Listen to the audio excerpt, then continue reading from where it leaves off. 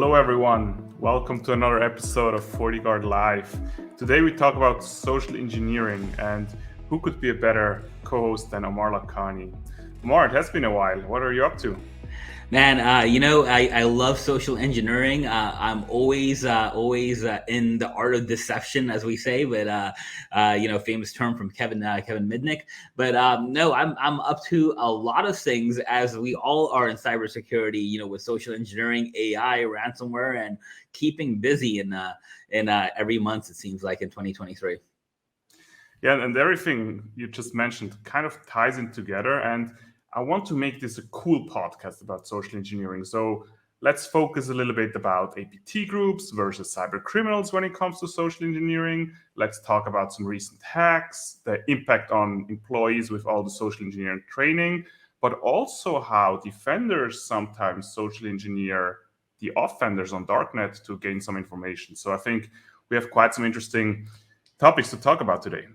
Yeah, absolutely. It used to be a couple of years ago, social engineering was, essentially phishing emails, right? Hey, you won something, and it was something as simple as that. And then I remember it started getting a little more interesting, where people, especially attackers, were leaving like USB sticks in parking lots and hoping people would, grab them. In fact, Stuxnet, right? The most famous OT attack. There's rumors that may have been like a social engineering attack where engineers working inside that nuclear power plant were given USB sticks to take into the power plant with malware on it. Maybe they were deceived thinking it was something else. A lot of people think they were just bribed as well, so that could be something else as well. But that could be considered a type of social engineering. But today it's very different, as you know. With deepfakes, with AI, like creating your social engineering toolkits with embedded attacks and malware within social engineering. So it's a lot more fun if you want to get into social engineering. Yeah, and social engineering has so many different aspects. As you say, it's not just phishing. To me, actually, I got into hacking back in the days because of magic. And when I look at magic and social engineering, I actually see a lot of overlap. For example, in magic, we have like all these kind of illusion, where in social engineering, it's a lot about misdirection. It's about manipulation, it's about deception, it's a sleight of hand, trust building. So you have a lot of different components here. And I think for social engineering, the human element is actually very important, because the more convincing you are, the more likely you will succeed. And this kind of brings me to the first topic, because if we look at the two main attackers, you usually have the very, very sophisticated one, like the APT groups, but you also have cyber criminals. So in your opinion, what kind of differences do they have regarding social engineering attacks, or do they pretty much do the same things? Well, I think the social engineering is getting so easy to do, especially some of the more advanced social engineering. The lines are definitely blurring. So that's one thing. I love how you mentioned sleight of hand, because a lot of the attacks that we've seen recently that I've actually been a part of investigating. And let me make sure I say investigating, not just being part of, but a lot of ones that I'm investigating. It's funny how it happens. It happens like on a webinar, or something like a Zoom call or something like that, where someone's already distracted, they're not paying attention. I mean, how many times have we been on these remote webinars where we're trying to multitask, and then they get something, right? They get an email and they click on it and they're already distracted. Social engineers are already kind of using emotion to solicit that quick, click. Essentially, it's funny. I usually find out more about what's happening on the news by looking at phishing attacks. Sometimes when I don't have a chance to look at the news, because social engineers are on top of that. They understand that, hey, that's going to solicit emotion, whatever hot topic or maybe controversial topic that's happening. But specifically, when you said cyber criminal groups, we have to look at intent. Their intent is essentially to make money as quickly as possible, while APT groups are trying to kind of go under the radar, trying to stay in systems, trying to explore systems and really not reveal who they are. So the techniques may be similar sometimes, but the intent is definitely not. Yeah, and I think the APT groups also, as you say, they sometimes play a little bit more of a long game. So they are happy to put down a lot of different lures, which might be picked up over weeks, if not even months. To some degree, they even use the human element to get hired for certain positions. But just in preparation for today, a couple minutes ago, I got an email about the latest conference I was presenting in London. And there was an email coming in as from someone from the organizing team saying, "Thank you for presenting. Can you give me your personal address to send you a small token appreciation?"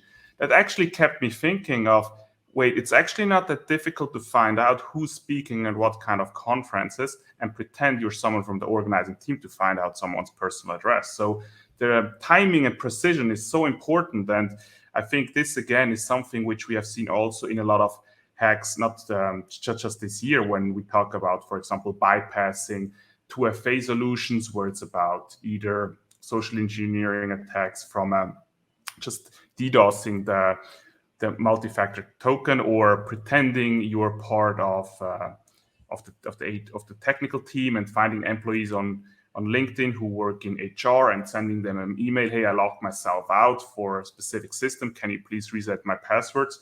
So I think the timing and precision makes a key role when we talk about these kind of attacks. Absolutely. You reminded me years ago. It actually before my Fortinet days, I was actually doing a pen test, and I had a social engineering a component to that, and we were trying to essentially get into a system. We ended up sending something similar, like an iPad, or it was a tablet, to one of the employees, and we just said, "Hey, congratulations! You've done such a great job. Here's a gift for you." It has some applications already in there, and within minutes, the employee is putting in confidential information, their passwords to Salesforce, their VPN passwords, their AD username and password, just to get it set up, and that's all being basically sent back to us. What's funny is after the attack, when we were debriefing the customer, we asked the employee, "Hey, is it normal?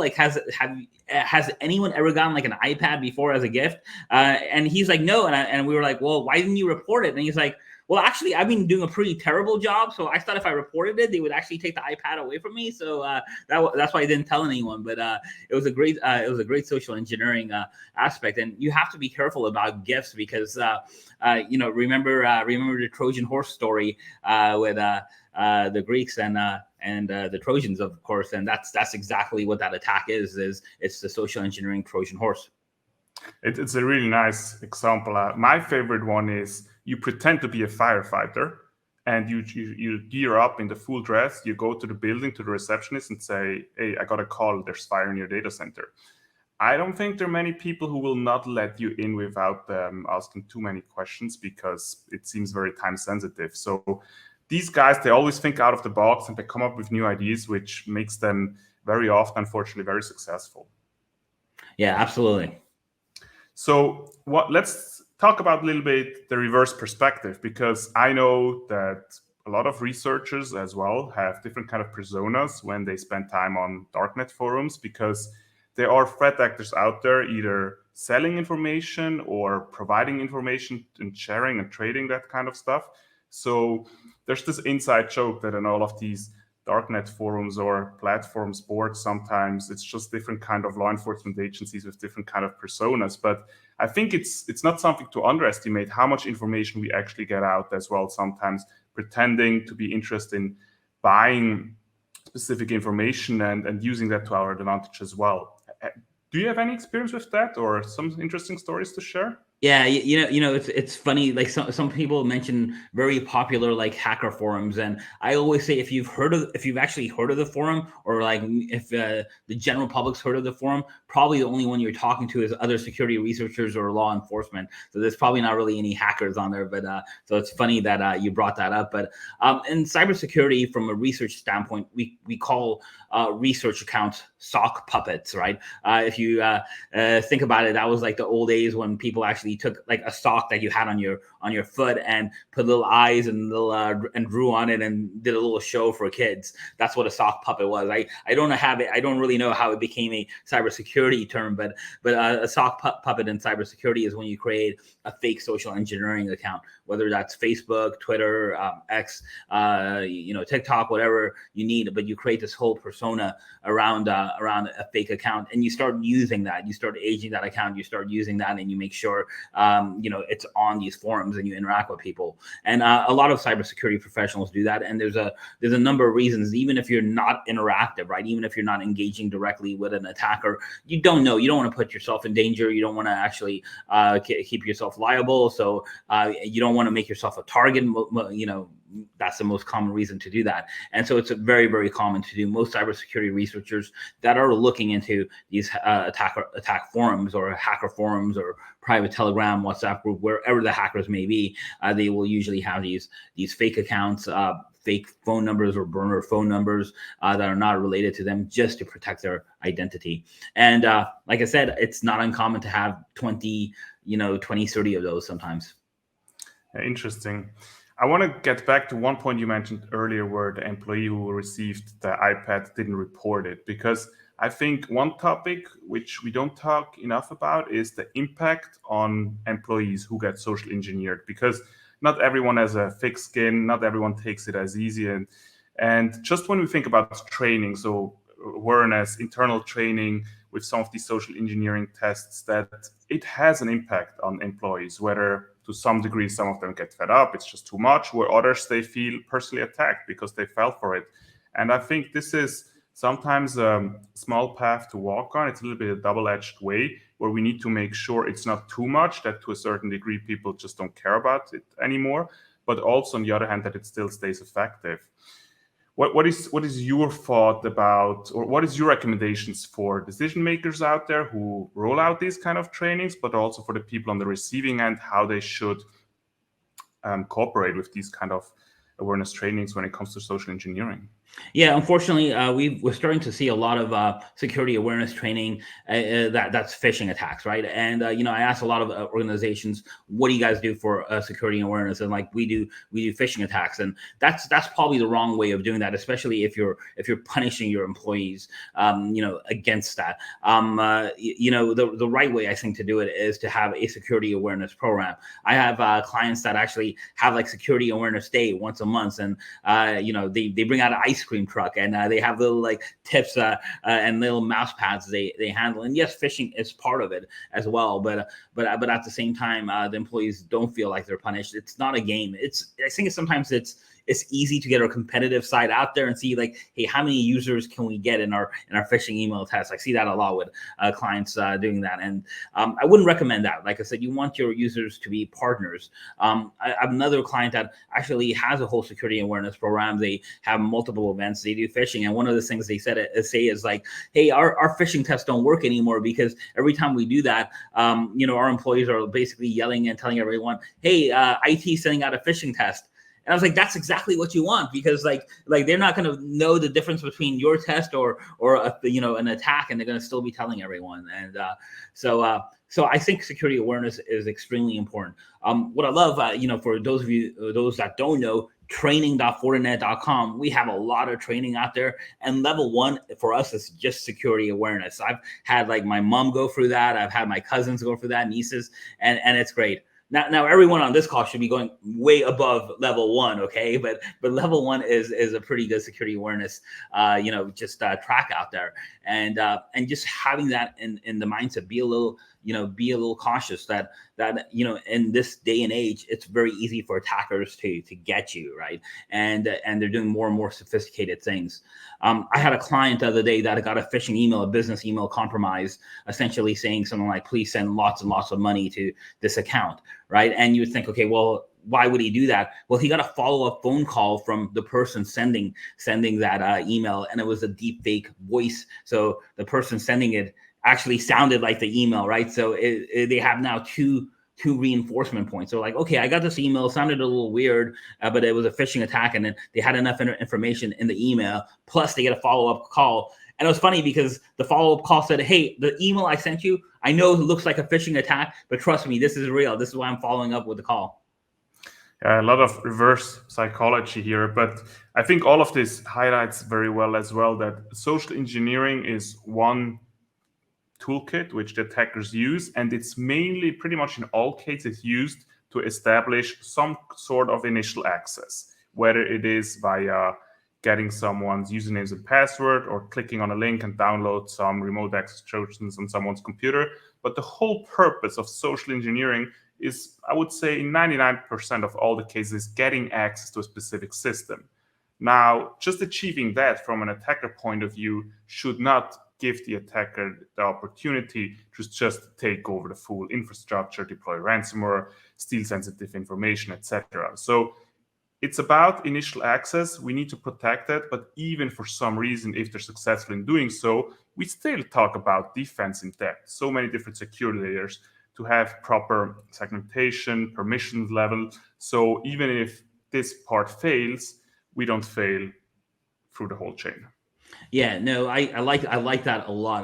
Expect you let's say you plan for failure, right? That's everyone should do that. Unfortunately, the human operating system is probably the weakest link in cybersecurity strategy. So you have to plan around that. And then what happens? Like I said, what happens if you do fail? If initial access does happen at that point? And social engineering can help in that case as well. We're starting to see a new strategy in social engineering from a defense side, especially with honeypots and what we call deception or lore networking, right? Where you kind of create these honeypots or these deception networks in secure segments. What I like about honeypots is that it's essentially, there's no guessing in between, right? If you have someone hitting your honeypot, it's very binary. They've hit the honeypot. You don't have to really guess that they haven't. They've done that. Maybe you need to guess what they're doing. Maybe there's some research out there, but it's just on or off. I have a customer that actually has honeypots in a very clever way. They're using our product called FortiDeceptor, and I know it's starting to sound like an advertisement, but this is really, really cool. What they did is they have very secure segments that don't have access to the internet. So and then they don't advertise these segments, and they put FortiDeceptor in this segment, so no one should be hitting that. But they have services running, but no one should be hitting that because it's not being advertised in DNS or anywhere else. And what happened is they actually got alerts like, hey, this is being scanned, or like one of the services has SSH, someone's trying to log in. They're like, what's going on? Because no one should be doing that on this network. It doesn't have internet access, so no one should be coming in from the internet. And it's a very secure segment. It's a very controlled segment. And they figured out really fast that they basically had an insider threat. And in this case, it was someone that actually had compromised an internal another segment, another internal system, and then was basically using that to pivot to their secure segment. And they were easily able to tell that they got that early warning detection system. That's exactly what they intended it to do. And it was a type of social engineering. They were able to kind of start seeing the methods the attacker was deploying.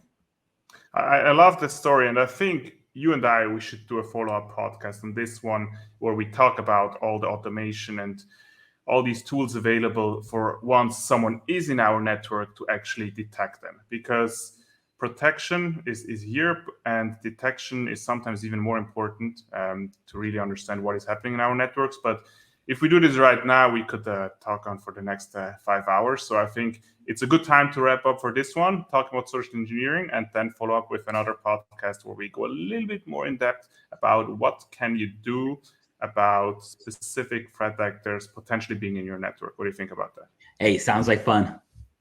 Aamir, it's always good to have you. I wish you a wonderful rest of the day. I know you got up very early for me. It's late here in Singapore, but next time we do it reverse, I promise. All right, sounds good.